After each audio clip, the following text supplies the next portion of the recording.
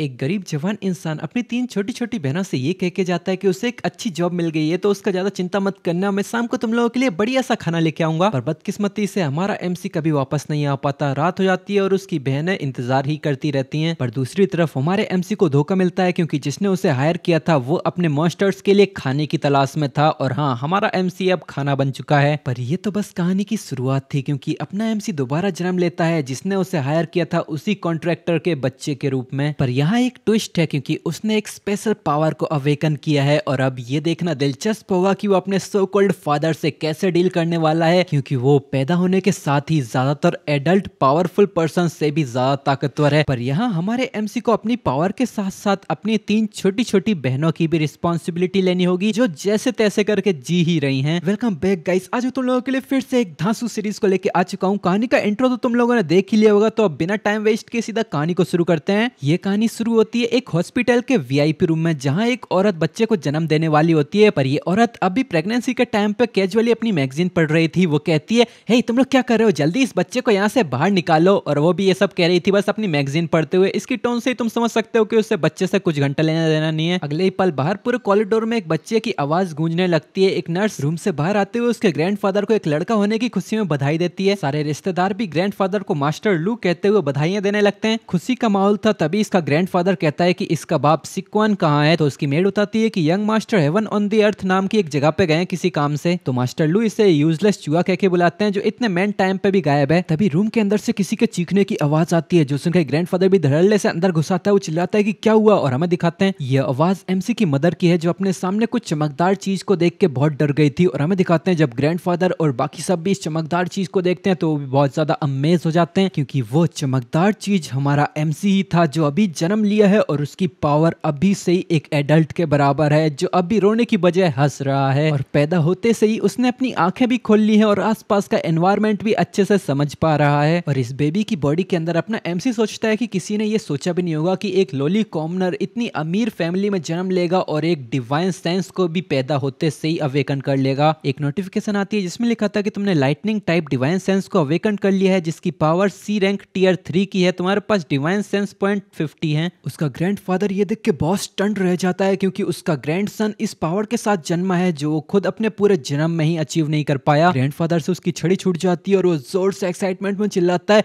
मेरे ग्रैंडसन के पास जन्म से ही डिवाइन सेंस है। वो अपने ग्रैंडसन को पालने से उठा के सेलिब्रेट करते हुए चिल्लाता है कि मेरी लू क्लैन ने finally once in a century genius को जन्म दे दिया है। पर वो जीनियस मनी मन सोच रहा था कि मैं तेरी क्लैन से सब कुछ ले लूंगा और ये सुनिश्चित करूंगा कि मेरा बाप कभी दोबारा रीइंकार्नेट भी ना हो सके। पीछे वो मेड्स कमेंट करती हैं कि कैसे उनका यंग मास्टर जन्म लेने के बाद रोने की बजाय हंस रहा है, जिसका मतलब कि उनके पास एक नोबल डेस्टिनी है। उसका ग्रैंडफादर खुशी के मारे साइकोपैथ्स की तरह हंसते हंसते चिल्लाता है कि वो इस बच्चे की परवरिश के लिए अपनी क्लैन के सारे रिसोर्सेस लगा देगा। फिर अपना सीन चेंज होकर थोड़ी देर के बाद का सीन दिखाते हैं, जहां अपना एमसी अकेला होता है और अपनी सिस्टम पे अपने स्टेट्स चेक करते हुए कहता है, अब उस कमीने के द्वारा मरे हुए मुझे 6 महीने हो गए हैं और ये 6 महीने मुझे किसी सपने की तरह लग रहे हैं। इतनी अच्छी ग्रोथ ये तो मेरी जवानी में भी नहीं थी। यहाँ तो पैदा होते ही मैंने अपनी पिछली जिंदगी की पावर लिमिट को सरपास कर दिया। फिर हमें कुछ महीनों पहले का सीन दिखाते हैं, जहां अपना एमसी को रीइंकार्नेट हुए बस एक ही महीना हुआ था और वो अब भी अपनी मदर की वॉर्म में ही था। वहीं पर ही एक मेड उसकी मदर के लिए एक टॉनिक लेके आती है। जैसे ही उसकी मदर वो टॉनिक पीती है, उसके पूरे शरीर में ही गोल्डन पावर फैलने लग जाती है। एक नोटिफिकेशन आती है कि ऐसा डिटेक्ट किया गया है कि तुम्हारे अंदर हाई क्वालिटी एसेंस को इन्फ्यूज किया गया है, तुम्हारा एम्ब्रियो एक्टिवेट हो चुका है, डिवाइन सेंस अवेकन किया जा रहा है। यहाँ एमसी का परिवार भले ही बहुत घटिया है, पर उनके पास पैसों की कमी नहीं है। एमसी अभी एम्ब्रियो फॉर्म में ही है और उतने में ही उसे एक एबिलिटी मिल जाती है, जो उसके डिवाइन सेंस ऑफ रीइंकार्नेशन से उसे मिली है, एक्सेलरेटेड ग्रोथ। उसके डिवाइन सेंस का लेवल अभी डी रैंक ही है, जो कि एक बिगनर ही होता है, और उसकी एक्सेलरेटेड ग्रोथ भी अभी बिगनर लेवल पे ही है। ये देख के एमसी तुरंत समझ जाता है कि अब कोई शक नहीं कि कॉमनर्स नोबल्स से कभी कंपेयर नहीं कर सकते। मैं तो अभी वॉर्म में ही हूँ, एम्ब्रियो फॉर्म में ही, और अभी से मैं डी रैंक तक पहुंच गया। अभी मैं उस लिमिट तक पहुंचा हूँ जहाँ पर कॉमनर्स अवेकन करने के बाद अपनी जिंदगी और मौत को दांव पर लगा के पहुंचते हैं। पर आखिर ये एक्सेलरेटेड ग्रोथ क्या चीज है, ये क्या करती है? यहाँ एकेडमिक कैरिकुलम के अंदर सुपर पावर क्लासिफिकेशंस में भी कोई इसका रिकॉर्ड नहीं है। और रीइंकार्नेशन के 2 महीने के बाद वो वॉर्म के अंदर के ओरिजिनल एम्ब्रियो द्वारा ऑलमोस्ट एब्सॉर्ब भी कर लिया गया था, पर अंत में उसे एक सरप्राइजिंग रिवॉर्ड मिल गया। मेरी एक्सेलरेटेड ग्रोथ नामक एबिलिटी ने एम्ब्रियो को डिवाउर करने की प्रोसेस को बिल्कुल रिवर्स ही कर दिया। इसके बाद उसे बताया जाता है कि तुमने ओरिजिनल एम्ब्रियो के इनेट डिवाइन सेंस को इनहेरिट कर लिया है, और ये डिवाइन सेंस लाइटनिंग टाइप का है। इस डिवाइन सेंस की पावर के अंदर लाइफ एसेंस को कंज्यूम करके लाइटनिंग पावर को जनरेट किया जाता है, पर ये डिवाइन सेंस अभी एक्टिवेट नहीं है। एमसी अपने वॉर्म में ही सोचता है लाइटनिंग टाइप डिवाइन सेंस ये एक्चुअली में सबसे रेयरेस्ट टाइप ऑफ एलिमेंट है जिसके पास अल्ट्रा पावरफुल अटैक एबिलिटी होती है। ये देख के तो एमसी बहुत ही ज्यादा एक्साइटेड हो जाता है। वो मनी मन सोचता है ये तो बहुत ही ज्यादा परफेक्ट है। अब ना सिर्फ मैंने इसकी एम्ब्रियो को डिवाइवर करके इसकी ब्लड लाइन को कट ऑफ किया है, बल्कि मुझे एक अल्ट्रा पावरफुल इंसेंट डिवाइन सेंस भी मिल गया है। अब तुम लोगों को अपने पूरे रिसोर्सेस का इस्तेमाल करके मुझे ही बड़ा करना पड़ेगा। 3 महीने के बाद अपना एमसी अब इंसान के फॉर्म में ही आने लग गया है और उसका डी रैंक खुद का ही इनेट डिवाइन सेंस वो इंटरमीडिएट रैंक तक पहुंच गया है और उसका lightning type divine sense beginner level तक पहुंच गया है। हमें दिखाते हैं हाई हील्स और विवंस के अंडरवेयर्स चारों तरफ ही रूम में फैले हुए थे। एक अंदरूनी गुफा में 2 पैरों के पेयर्स आपस में जुड़ रहे थे। वो आपस में दखल अंदाजी करते हुए थोड़ी सी लड़ाइयां कर रहे थे और अंदर एमसी अब भी अपनी मदर की वॉर्म में ही है और वहीं उसकी मदर एक येलो हेड बॉय के साथ अपनी बैटल की कंटिन्यूएशन कर रही हैं। ये बैटल शुरुआत में तो काफी इंटेंस लग रही थी, पर थोड़ी देर में वो क्लाइमैक्स तक पहुंचती है। वो येलो हेयर वाला बंदा कहता है तुम्हारे अंदर कुछ गट्स तो हैं, अब इस समय पे भी तुम्हारी इतनी हिम्मत हो रही है, तुम मेरे पास आ रही हो, क्या तुम्हें डर नहीं लगता कि तुम्हारा आदमी वापस आ जाएगा और तुम्हें वही मार देगा? तो औरत कहती है कि हम बस एक पॉलिटिकल मैरिज के ही अंदर हैं, वो बस आसपास खेलता कूदता है और मैं बस अपने काम करती हूँ। उन लोगों को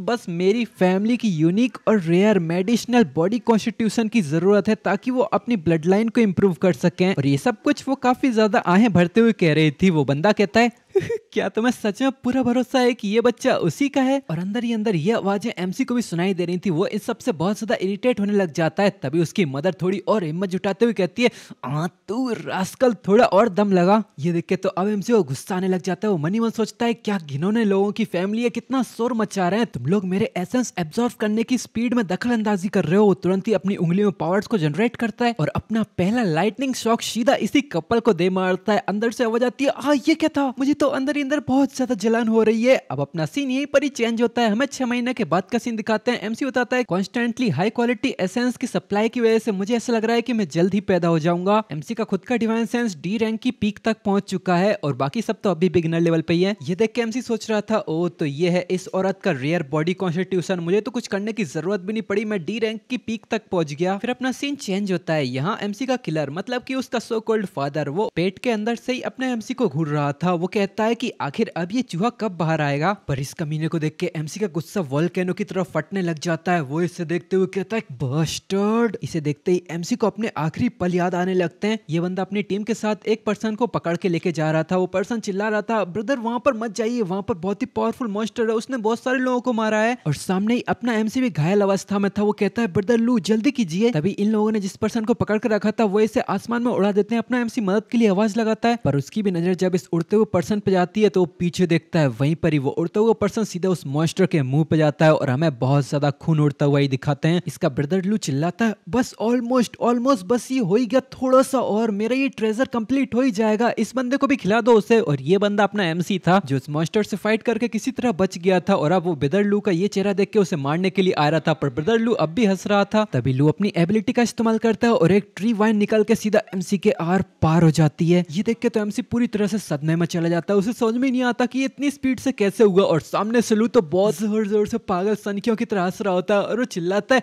डिवाइन सेंस कॉम्बैक्ट। हाँ यही प्राइस होता है जब तुम खुद को कुछ ज्यादा ही ओवर एस्टिमेट कर लेते हो। और इसको हंसता देख के एमसी मनीवन सोचता है ये जी फैमिली का कुत्ता कमीना। फिर लू हंसते हुए पीछे मुड़ जाता है और अपनी वाइन के थ्रू इसको झटक के सीधा मॉन्स्टर की तरफ ही फेंक देता है। और अपना एमसी सोचता है कि इस बंदे ने हमें ट्रिक करके यहाँ पर बुलाया और मैंने तो कभी सोचा भी नहीं था कि मैं किसी फूड की तरह इस्तेमाल किया जाऊंगा। डैम इट, अगर मैं यहाँ मारा गया तो मेरी सिस्टर का क्या होगा? उसके दिमाग में पास्ट की बातें गूंजने लगती हैं। वो अपनी सिस्टर से कह के गया था कि तुम्हारे बिग ब्रदर को बहुत ही जल्दी खत्म करने वाला काम मिल गया है, वो इसे जल्दी खत्म करके वापस आ जाएगा, तो तुम लोग पहले ही खाना वाना खा लेना। वो यही कह के यहाँ से चला गया था, पर अब रात हो चुकी थी और उसका बिग ब्रदर अभी तक नहीं आया था। उनकी सिस्टर्स कह रही थी कि बिग ब्रदर कब वापस आएंगे। अपनी सिस्टर्स को याद करके यहाँ एमसी बहुत ही ज्यादा गुस्सा हो गया था। वो मनी में सोचता है डैम इट, तेरी वजह से मैं अपनी छोटी बहनों से अलग हो गया। वो अपनी पार्ट्स को जमा करता है और सीधा सामने इस गधे के ऊपर ही लॉन्च कर देता है है जो अब भी एमसी की तरफ उंगली कर रहा था, पर तभी उसका पंच आता है और सीधा इसके मुंह में ही लगता है। ये पंच सीधा इसका थोपड़ा ही बिगाड़ देता है और ये अटैक था divine sense martial fist fatal stage attack. इस पंच के फोर्स से ही ये बंदा खून खांसते हुए दूर कमरे के कोने में जाके गिरता है। इसकी भी चीख निकल जाती है और एमसी अब भी मुक्केबाजियां कर रहा होता है। उसकी मदर चिल्लाती है, डैम इट, ये चूहा तो अब भी रंबलिंग कर रहा है। तभी ग्रैंडफादर भी एक नर्स के साथ वहां आते हैं और वो कहते हैं जल्दी करो, देखो यहाँ पर क्या हो रहा है। तो नर्स भी हाँ करती है और फटाफट अपने काम पे लग जाती है। वो चेक करके बताती है कि यंग मास्टर बहुत ही गिफ्टेड है, वो पैदा होते ही एक स्पेशल पावर के साथ आएंगे। उनकी ग्रोथ स्पीड बाकी बच्चों से बहुत ही ज्यादा तेज है और वो तो बस पैदा ही होने वाले हैं। उसकी मदर जोर जोर से चीखें लगा रही थी क्योंकि एमसी इसके अंदर से बहुत ही तेजी से एनर्जी इसको एब्जॉर्व कर रहा था और वो मनी मन सोच रहा था, ये तो बहुत बुरा हुआ, मेरे रीइंकार्नेशन के बाद अभी तक मैं बस डी रैंक की पीक तक ही पहुंच पाया और मैं बस थोड़ी ही देर में ब्रेक थ्रू करने ही वाला था और इतने में मेरे पैदा होने का भी समय हो गया। हाँ चलो जो भी हो, अब मेरे जाने का समय हो गया है तो मैं जितनी ज्यादा हो सके उतनी ज्यादा एनर्जी को एब्जॉर्व करूंगा। यहाँ अब भी कुछ सरप्राइजेस हैं। उसकी मदर तो दर्द के मारे पागल ही हो रही थी। वो जोर से चिल्लाती है, जल्दी करो, मेरे लिए सबसे बेस्ट डिलीवरी टीम को बुलाओ। और ये थी एमसी के अपने मदर की वॉर्म की सारी कहानी और हॉस्पिटल में कैसे वो डिलीवरी हुई हो तो तुमने पहले ही देख लिया है। फिर एमसी बताता है कि जब मैं पूरे 1 महीने का हुआ तो लू फैमिली ने मेरे 1 महीने के बर्थडे के लिए एक बहुत बड़ी पार्टी रखी। यहाँ कई सारे मेहमान आए थे जो इस ओकेशन के लिए बहुत सारे गिफ्ट लेके आए थे। अंदर बहुत ही ज्यादा नाच गाना चल रहा था और अपना छोटा सा 1 महीने का एमसी एक सुंदर सी मेड की गोदी में बैठे बैठे हंस रहा था। तभी कोई मास्टर लू को उसके ग्रैंडसन के जन्मदिन की बधाइयां देता है। फिर वही बंदा मिस्टर लू और मिसेस लू की तरफ भी मुड़ के एक गिफ्ट उनकी तरफ आगे बढ़ाते हुए कहता है, आपके नोबल सन के बेटे के जन्मदिन के तौर पर मैंने ये छोटा सा गिफ्ट तैयार किया है। यंग मास्टर का भविष्य जरूर बहुत ही स्प्लेंडर एंड ब्राइट होगा। इसे देख के हमारा एमसी थोड़ा नाखुश लग रहा था। वो मनी मन सोचता है, ब्रदर चैन। फिर अपने दांत पीसते हुए सोचता है, नहीं, अब मेरे सामने वही दुश्मन है जो मुझे मेरे ही सिबलिंग से अलग करने की वजह है।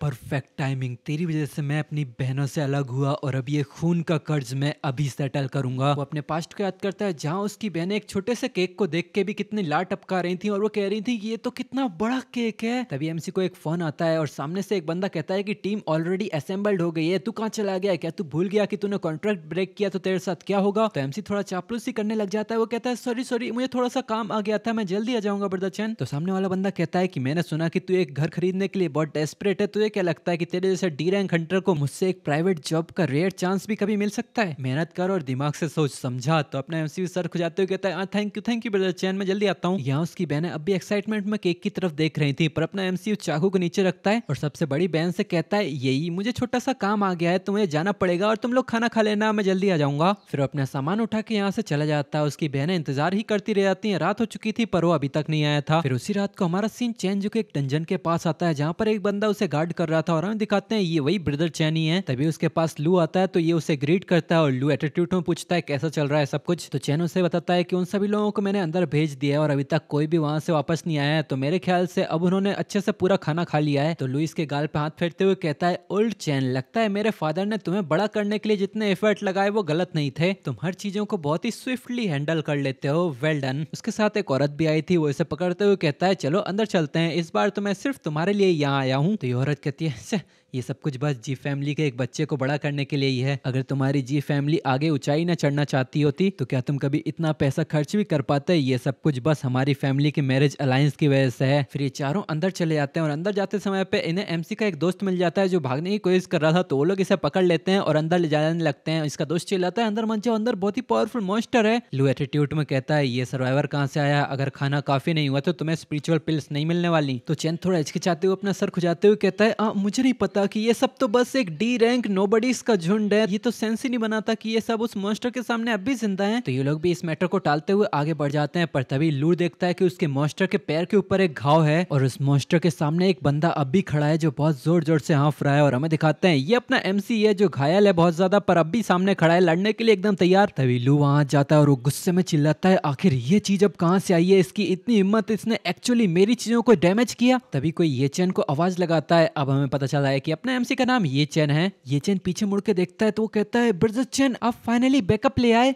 पर हमें पता है कि वो बैकअप था या क्या था। यहीं पर ये पास्ट सीन कट होता है और अपना एमसी एक इविल स्माइल देते हुए सोचता है, ये खून का कर्ज मैं अभी सेटल करूंगा यहीं। फिर अपनी मेड को धक्का देते हुए बच्चों की तरह वाह वाह करते हुए सीधा ब्रदर चैन की तरफ ही देखने लगता है और उसी की तरफ हाथ बढ़ाने लगता है, पर ये देख के ब्रदर चैन की फटने लग जाती है और वो कहता है, ये मैं क्या। तभी लू एकदम डरावने अंदाज में कहता है, यंग मास्टर चाहते हैं कि तू उसे उठा, ये तेरी जिंदगी का सबसे बड़ा ऑनर है। तो चैन भी कांपती आवाज में थैंक यू करके यंग मास्टर को उठाने लगता है। जैसे ही ब्रदर चैन ये ये चेन को उठाता है। ये चेन के चेहरे पे एक क्रिपी स्माइल आ जाती है। वो अपनी इलेक्ट्रिक पावर को एक्टिवेट करता है और उसके हाथ में एक जोर का झटका देता है। करंट की वजह से ब्रदर चेन बहुत ही ज्यादा फ्रीक आउट करने लगता है और उसके हाथ से यंग मास्टर छूट के नीचे गिर जाते हैं। ये चेन के गिरते ही एक थर्ड की आवाज आती है। सारे मेहमानों का अटेंशन इन्हीं की तरफ ही खींचा चला जाता है। सारा म्यूजिक एकदम से रुकता है। ग्रैंडफादर भी बहुत ज्यादा हैरान थे, उसके मम्मी पापा तो उससे भी ज्यादा हैरान थे, पर ब्रदर चेन की तो फट के 64 हो चुकी थी। तभी अपना ये चेन एक्टिंग का सरताज बहुत ही जोर से अपनी जी जान लगा के चुआ करते हुए रोने लगता है और ये आवाज तो मानो ब्रदर चेन के शरीर से उसकी आत्मा ही बाहर निकाल देती है। तभी ग्रैंडफादर जोर से दहाड़ता है, तेरी हिम्मत कैसे हुई, तूने लू फैमिली के खजाने को नीचे गिराया। ये सुन के ब्रदर चेन तुरंत ही घुटनों पे आता है। वो अपना सर ठोकते हुए कहता है, नहीं ये मैं नहीं था, ये यंग मास्टर अचानक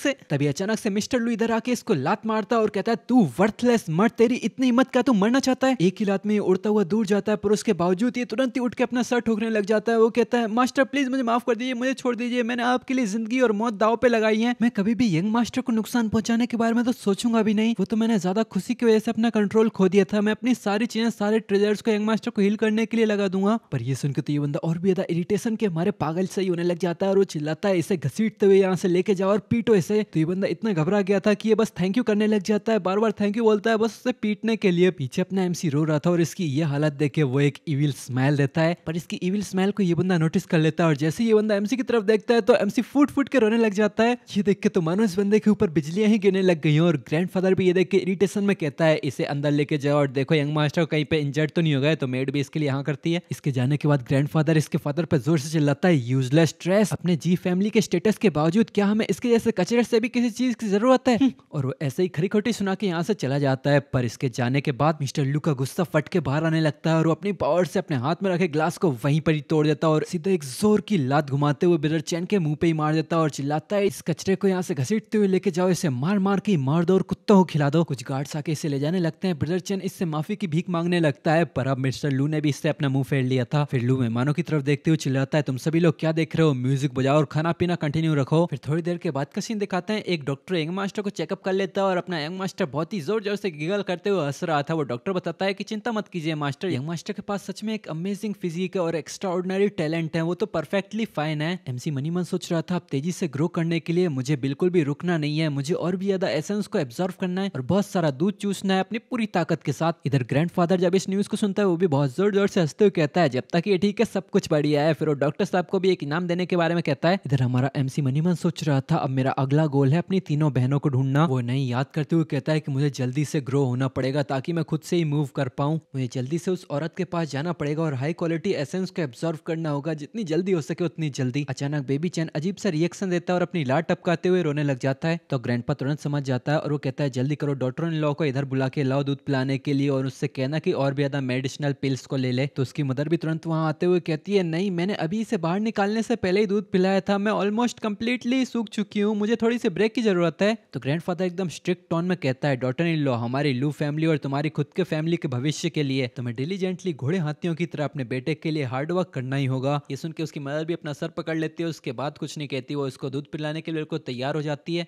ये चैन को वहां पे लाया जाता है, पर ये चैन वो तो एकदम पूरी जी जान लगा के तैयार था सब कुछ चूसने के लिए। ये देख के तो उसकी मदर के भी पसीने छूटने लग जाते हैं और जब ये चैन दूध पीना शुरू करता है तो उसकी मदर की भी चीखें निकलने लग जाती हैं। वो चिल्लाती है, तू छोटे चूहे, थोड़ा आराम से चूस, थोड़ा आराम से चूस, धीरे कर, ये मुझे फिर से सुखा देने वाला है। ये देखे उसका ग्रैंडफादर चिल्लाता है, जल्दी करो और भी ज्यादा नरिशिंग सूप लेके आओ। फिर अपना सीन चेंज होता है, उसकी मदर हॉट स्प्रिंग में नहा रही होती है, पर अपना एमसी अब भी उससे चिपक के दूध पी रहा था। वो नहा धो के बिल्कुल तैयार हो चुकी थी, पर अपना एमसी अब भी उससे दूध पीरा जा रहा था। उसकी मदर इरिटेशन में चिल्लाती है, आखिर तू कब तक चूसने वाला है, क्या मैं अपनी पिछली जिंदगी से तुझसे कुछ उधार लेके बैठी हूँ। फिर अपना सीन चेंज होकर 3 महीने के बाद को दिखाते हैं। यहाँ अपना एमसी अब रेंगने लगा है, उसकी मेड भी उसकी स्पीड से कीप अप नहीं कर पा रही है और वो चिल्लाती है, यंग मास्टर धीरे धीरे, आखिर आप जाना कहाँ चाहते हैं। अब ये चैन की स्पीड थोड़ी स्लो हो चुकी है क्योंकि 3 महीने में उसका सिर्फ लाइटनिंग डिवाइन सेंस ही इंटरमीडिएट रैंक तक पहुंचा है। और एमसी अपने मनी मन सोचता है कि मुझे अपनी पिछली जिंदगी में पूरा 1 साल लगा था डी रैंक बिगनर से डी रैंक इंटरमीडिएट तक पहुंचने में, मैंने पूरा 1 साल लगा दिया एडवांसमेंट रिसोर्सेस को ही पाने में, और इस समय मैंने डेस्परेटली बहुत सारे लो लेवल पोर्टल मिशंस को लिया, कंटिन्यूअसली खतरे से फाइट की और काउंटलेस टाइम इंजर्ड हुआ। और हर बार डिवाइन सेंस को लेवल अप करने के बाद इसे दोबारा लेवल अप करने के लिए टाइम और इसके एसेंस का अमाउंट भी डबल हो जाता था। और अब मैं बस 3 महीने में ही डी रैंक बिगिनर से इंटरमीडिएट तक पहुंच गया हूँ, वो भी बस दूध पी के। और हमें दिखाते हैं ये चैन रेंगते रेंगते अब डाइनिंग टेबल तक पहुंच चुका है, जहाँ उसकी मदर भी खाना खा रही है। ग्रैंडफादर जब ये देखता है तो बहुत ज्यादा गुस्सा हो जाता है। वो गुस्से में चिल्लाता है, आखिर कौन है वो जो ऐसे ही यंग मास्टर को घूमने दे रहा है बिना किसी की देखरेख में? क्या हुआ कि उसे अगर कोई चोट लग गई तो? ग्रैंडफादर को गुस्सा देख के वो मेड बहुत ज्यादा घबरा जाती है। वो घबराते हुए कहती है,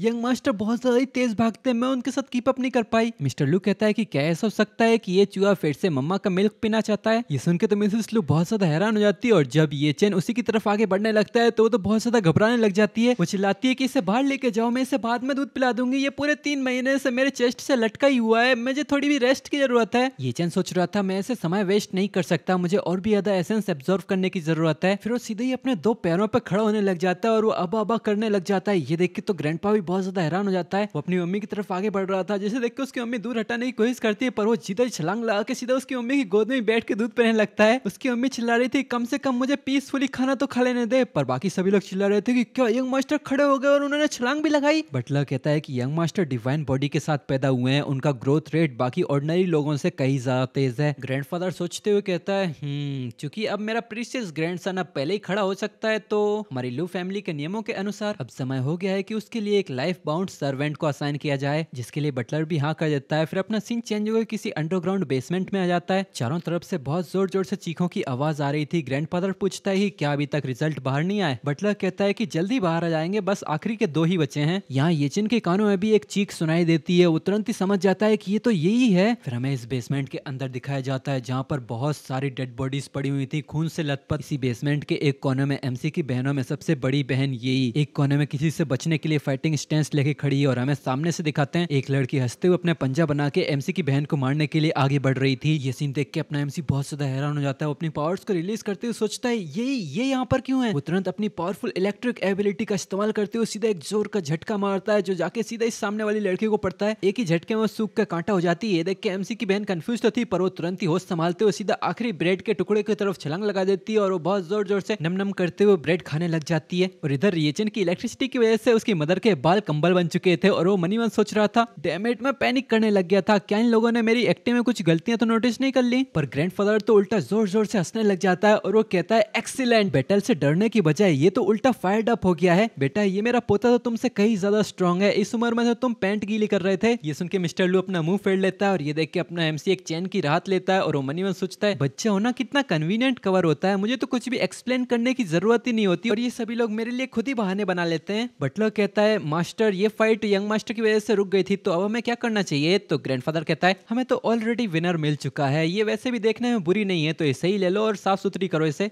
अच्छे मैनर सिखाओ और इसे वापस ले आना। इधर यही अब भी लालचियों की तरह उस छोटे से ब्रेड के टुकड़े को ही पूरी तरीके से खा रही थी। फिर ये लोग यहाँ से चले जाते हैं और हमारा सीन चेंज होता है। इधर हमें येचन को दिखाते हैं, जो पालने में बैठे बैठे ही यी को आवाज लगा रहा था और अब यहाँ यी को पूरी तरीके से मेड के तौर पर तैयार कर दिया गया है। बटलर इसे बताता है, आज के बाद से तुम ऑफिशियली लिटिल यंग मास्टर की लाइफ बाउंड सर्वेंट हो। अगर तुम जिंदा रहना चाहती हो तो अच्छे से लिटिल यंग मास्टर को प्रोटेक्ट करना, भले इसके लिए तुम्हारी जान ही क्यों ना देनी पड़े। और जब वो बड़े हो जाएंगे तो ये भी तुम्हारी रिस्पॉन्सिबिलिटी है कि उन्हें एक प्रॉपर एडल्ट कैसे बनना है वो भी सिखाना। In short little young master तुमसे जो भी बोले तुम्हें वो सब कुछ करना है। क्या तुम्हें समझ में आया? इसके लिए यही भी अपना सर हिला के हाँ करती है। तो बटलर कहता है, बहुत अच्छे, तो आज के बाद से तुम हमेशा ही लिटिल यंग मास्टर के साइड रहोगी हर समय, और जब वो सो जाए तो तुम प्रैक्टिस के लिए ट्रेनिंग हॉल की तरफ निकल जाना। और वो यही बोल के दरवाजा लगा के यहाँ से चला जाता है। अब इस रूम में बस यही और एमसी थे। एमसी हाथ हिला के यही करते हुए यही को आवाज लगा रहा होता है, पर यही बस डार्क लुक के साथ उसकी तरफ बढ़ती जा रही थी। फिर यही अपने डार्क लुक के साथ ही अपना चाकू बाहर निकालती है। ये देख के तो अपना एमसी बहुत घबरा गया था। वो कहता है,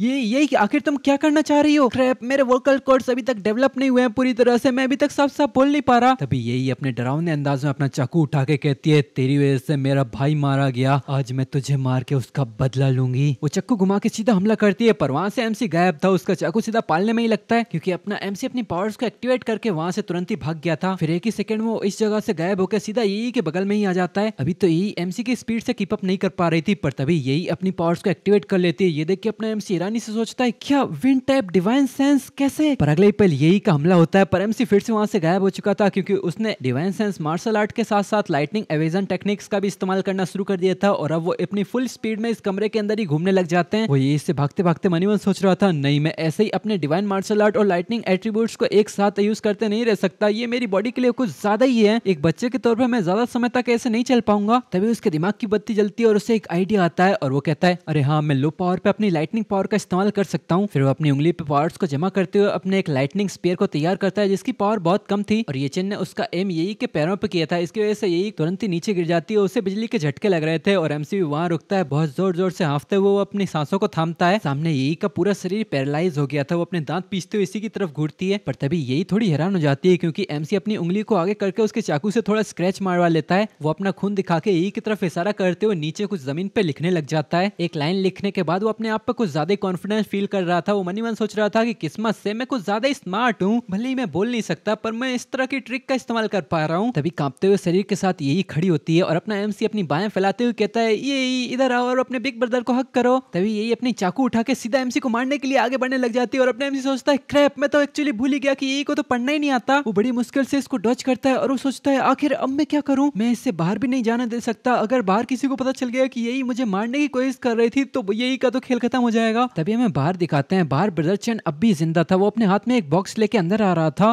पर चैन बचा कैसे है, वो अपने पास्ट को याद करता है। इधर मिस्टर लू गुस्से में कहता है, अगर तू अभी भी मेरे लिए थोड़ा यूजफुल ना होता तो अब तक तो मैं तुझे ऑन द स्पॉट ही मार देता। और सामने घायल ब्रदर चैन कहता है, थैंक यू यंग मास्टर लू, आपकी ग्रेट मर्सी के लिए बहुत बहुत शुक्रिया, मैं आपसे और भी ज्यादा हार्ड वर्क करूंगा। तो मिस्टर लू पीछे मुड़ जाता है और वो कहता है कि मेरे पापा तुझसे बहुत ज्यादा गुस्सा है, कोई तरीका ढूंढ जिससे तू उस छोटे चूहे को खुश कर सके। अगर वो खुश होता है तो मेरा ओल्ड मैन भी तेरे लिए चीजें मुश्किल नहीं करेगा। तो ब्रदर चैन भी कहता है, हाँ हाँ मैं सब कुछ करूंगा छोटे यंग मास्टर को खुश करने के लिए। अब सीन रियलिटी में आता है जहाँ वो इस बॉक्स को देखते हुए सोचता है, लू फैमिली के पास किसी भी चीज की कमी नहीं है, छोटे मालिक किसी भी ऑर्डिनरी चीज से इंप्रेस नहीं होने वाले। मैंने अपना सब कुछ बेच दिया ताकि मैं ब्लैक मार्केट से इस चीज को खरीद सकूं, इसे डेफिनेटली यंग मास्टर को हैप्पी करना ही होगा। तभी उसे सामने से किसी के रोने की आवाज आती है। ये देख के वो सोचता है, ये तो लिटिल यंग मास्टर की आवाज है, आखिर उन्हें अब क्या हुआ। फिर वो आराम से दरवाजा खोलता है और वो कहता है, लिटिल यंग मास्टर। वो जब सामने देखता है तो वहाँ उसी की मेड उसी को ही मारने के लिए आगे बढ़ रही थी और एमसी जब इस बंदे को देखता है तो उसके चेहरे पे एक क्रीपी स्माइल आ जाती है। ये स्माइल देख के ये बंदा भी गुस्से में अपने दांत पीस लेता है और इधर एमसी पीछे छलांग लगा के तुरंत ही यही का चाकू वाला हाथ पकड़ लेता है और अपने दूसरे हाथ से एक इलेक्ट्रिक शॉक देते हुए यही को वहां पे ही पैरालाइज कर देता है। एक ही झटके में यही पैरालाइज होकर गिर जाती है और गिरते हुए चाकू को एमसी एक ही हाथ से पकड़ता है और बिना किसी हिचकिचाहट के अपने ही छोटे से हाथ से अपने ही हाथ के ऊपर एक घाव दे मारता है। ये सीन देख के तो ब्रदर चैन की फट के 64 हो जाती है। फिर अपना एमसी तुरंत ही अपना चाकू उठा के सीधा ही चैन की तरफ फेंक देता है। ये देख के वो हैरानी से उसकी तरफ देखता है और चाकू की तरफ हाथ आगे बढ़ाता है तो उड़ता हुआ चाकू सीधा उड़ते उड़ते उसके हाथ में ही आके गिर जाता है और वो कहता है, ये उसके हाथ में रखा बॉक्स फिसलते हुए सीधा नीचे गिर जाता है और अपना एमसी एक जोर की सांस लेता है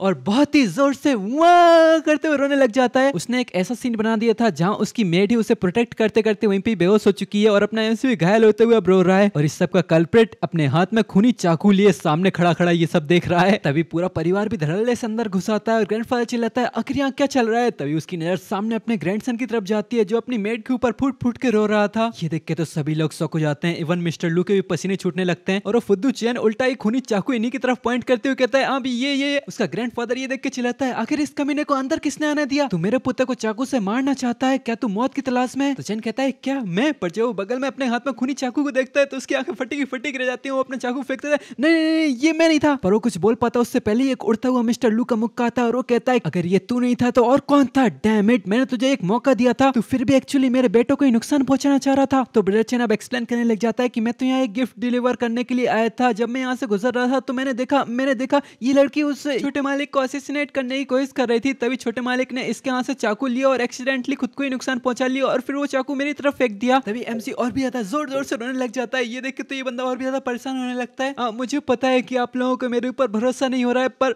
पर यही सच है। तभी फिर से मिस्टर लू का उड़ता हुआ मुक्का आता है और सीधा इसके गाल पे लगता है और वो चिल्लाता है, ठीक है तो बताओ गिफ्ट कहाँ है। तो ब्रदर चैन हर हाथ में गिफ्ट ढूंढने लगता है और वो कहता है, गिफ्ट वो तो 1 मिनट पहले मेरे ही हाथों में था। तभी इसका ग्रैंडफादर हंसते हुए कहता है कि इस यंग गर्ल ने बहुत अच्छा काम किया मेरे ग्रैंडसन को प्रोटेक्ट करके, इसे यहाँ से लेके जाओ और अच्छे से आराम करवाओ। तो बटलर इसके लिए यहाँ कर देता है। फिर ग्रैंडफादर एक डरावने अंदाज में अपने बेटे के कंधे पे हाथ रखता है तो उसका बेटे की फट जाती है और जब वो पीछे देखता है तो उसके ग्रैंडफादर की आंखें गुस्से में लाल हो रखी थी। वो कहता है, डैड। पर तभी उसका ग्रैंडफादर एकदम डरावने अंदाज में कहता है, बेटा मुझे लगा था कि तुझे कुत्ते पालना आता है पर सैडली तुझे इसका एसेंस ही समझ में नहीं आया। तूने आज ऑलमोस्ट अपनी लू फैमिली के फ्यूचर होप को तबाह ही कर दिया था, तो इसे खुद से हैंडल कर।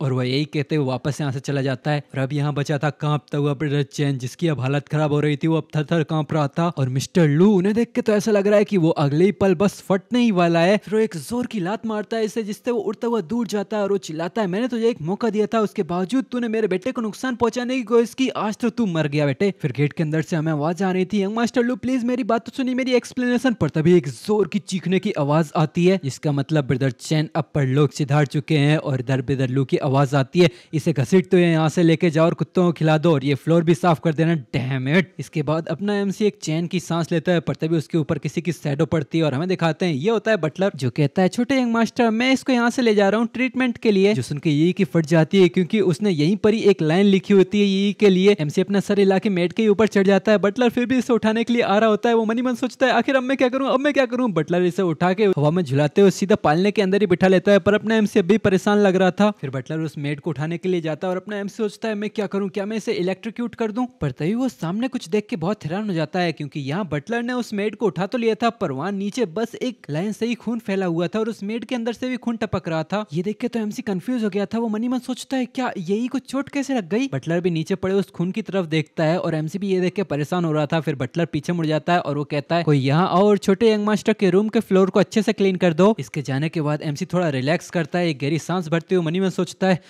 आज तो खत्म ही हो गया था, आखिर इस दुनिया में यहाँ चल क्या रहा है। जो भी हो अभी मेरे पास इससे भी ज्यादा इंपॉर्टेंट चीजें हैं जिनका मुझे ख्याल रखना है। फिर वो पूरा कॉन्फिडेंस के साथ पालने से छलांग मार के सीधा नीचे उतर आता है। फिर हमारा सीन चेंज होकर मसाज रूम के अंदर आता है, कोई बहुत सारा तेल अपने हाथों में लेता है और सामने लेटी थी मिसेज लू जो अपने ऊपर मसाज करवा रही थी। वो इस मसाज से बहुत ज्यादा खुश थी और बहुत ही अच्छी अच्छी आवाजें लगा रही थी और तभी वहाँ की आवाज आती है और इसकी सारी हवा निकल जाती है, इसका पूरा चेहरा सफेद पड़ जाता है। वो पीछे मुड़ के एकदम से देखती है, वहीं पर ही अपना एमसी छलांगे मारता हुआ आ रहा था। वो लड़की चिल्लाती है आखिर तू यहाँ पर क्या कर रहा है, फिर से तेरी भूख इतनी ज्यादा बड़ी क्यों है। और अगले ही पल वो किसी बकरी के मेमने की तरह उससे चिपक के दूध पीने लग जाता है। उसकी मम्मी चिल्लाती है आखिर तू कब तक ऐसे चूसने वाला है। और अपना एमसी यहाँ दूध पीते पीते मनी मन सोच रहा था मुझे जल्दी बहुत ही तेजी से ग्रो होना है ताकि मैं साफ साफ बोल पाऊं और जब यही वापस आए तो मैं अपनी कहानी उसे आसानी से बता पाऊं। और इसी के साथ ये एपिसोड खत्म होता है। तुम लोग मुझे कमेंट में बताओ कि तुम लोगों को ये सीरीज कैसी लगी, अपना ओपिनियन शेयर करना, वीडियो पसंद आए तो वीडियो को लाइक करना, चैनल पर नए हो तो सब्सक्राइब भी कर देना। पर हाँ मैंने इसके चैप्टर्स देखे तो यहीं तक ही मिले पर इंग्लिश वाले यूट्यूबर्स ने एक चैप्टर एक्स्ट्रा पता नहीं कहां से डाला है। मैंने अपनी नई साइट पे भी देखा तो वहां पे भी इसके कोई चैप्टर्स नहीं है। तुम लोगों को मिले तो बता देना, इसका नाम तुम लोगों को डिस्क्रिप्शन में मिल जाएगा। और प्लीज अगर तुम लोगों को इन्फॉर्मेशन मिले तो कमेंट में जरूर बताना और ये तो जरूर बताना कि तुम लोगों को ये सीरीज कैसी लगी। और जो लोग यहाँ तक इस वीडियो को देखें उन लोगों को कमेंट में लिखना है बेबी ओपी, पता तो चले कि एपिसोड खत्म होने के बाद कौन मेरा भाषण सुनने के लिए रुकता है। ठीक है तो ये एपिसोड अब यहीं पे खत्म होता है। अब मिलेंगे तुमसे नेक्स्ट एपिसोड, तब तक के लिए बाय।